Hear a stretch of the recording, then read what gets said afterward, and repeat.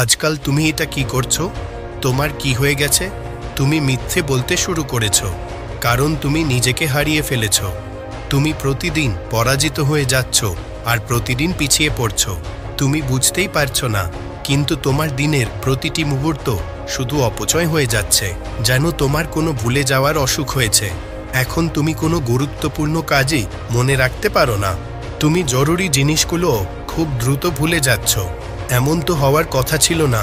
তবে কি তোমার মস্তিষ্ক ঠিকমতো কাজ করছে না?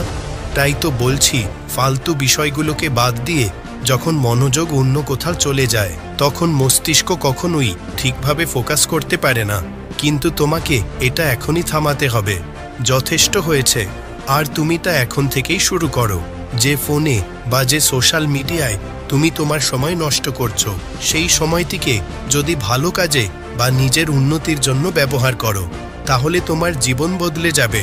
যে চ্যাটে দীর্ঘ সময় ব্যয় করে তুমি তোমার মূল্যবান সময় হারাচ্ছ, সেই দীর্ঘ সময় যদি বই পড়ে নিজের মস্তিষ্কে জ্ঞান অর্জন করতে ব্যয় করো, তাহলে তোমার জীবন এক নতুন দিশা পাবে।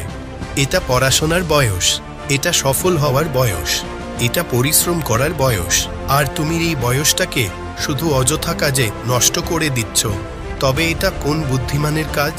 জীবনে একটা কথা সব সময় মনে রাখো, যার নিজের জীবনের উপর তার নিজেরই কোনো নিয়ন্ত্রণ নেই, তবে সে ভেতর থেকে ফাঁপা হয়ে গেছে।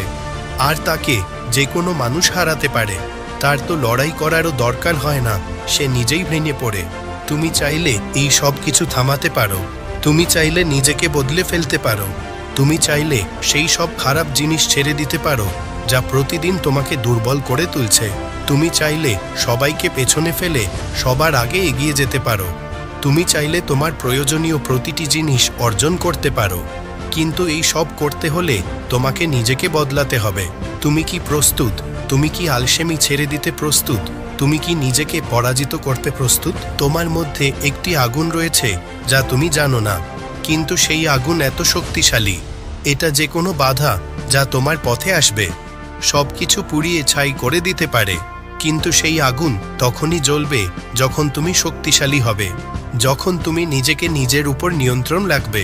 তখন এই আগুন এমনভাবে জ্বলবে না যে তোমার জীবনে কিছু হচ্ছে এবং তুমি কিছুই করতে পারছো না। তুমি জানো না তোমার দিন কিভাবে নষ্ট হয়ে যাচ্ছে, তুমি জিনিসগুলো কিভাবে ভুলে যাচ্ছ। কখনো নিজেকে নিয়ে এই ব্যাপারে ভাবনা চিন্তা করে দেখো। আর ভাবো, যদি এই বয়সে এমন অবস্থা হয়, তাহলে পরবর্তী সময়ে তুমি কি করতে পারবে? যদি এখনই সিরিয়াস না হও, তাহলে তুমি কখনো সিরিয়াস হতে পারবে না। আর যদি এখনই ডিসিপ্লিন না তৈরি করো, তাহলে আর কখনো ডিসিপ্লিন তৈরি করতে পারবে না। আর এই সময়টি হলো তোমার সবচেয়ে উপযুক্ত সময়। ভিডিও এখনো শেষ হয়নি, এই বিষয়ে একটু চিন্তা করে দেখো।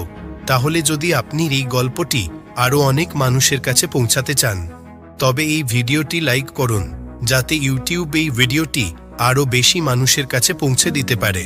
আর যদি আমার এই ছোট্ট গল্পটি ভালো লাগে, তাহলে আমাদের চ্যানেলটি সাবস্ক্রাইব করতে ভুলবেন না। আমি আবারও আসব এমন আরও একটি সুন্দর গল্পের সাথে। ততক্ষণ তোমরা ধৈর্য ধরো, কৃতজ্ঞতা প্রকাশ করো এবং জীবনে এগিয়ে যাও।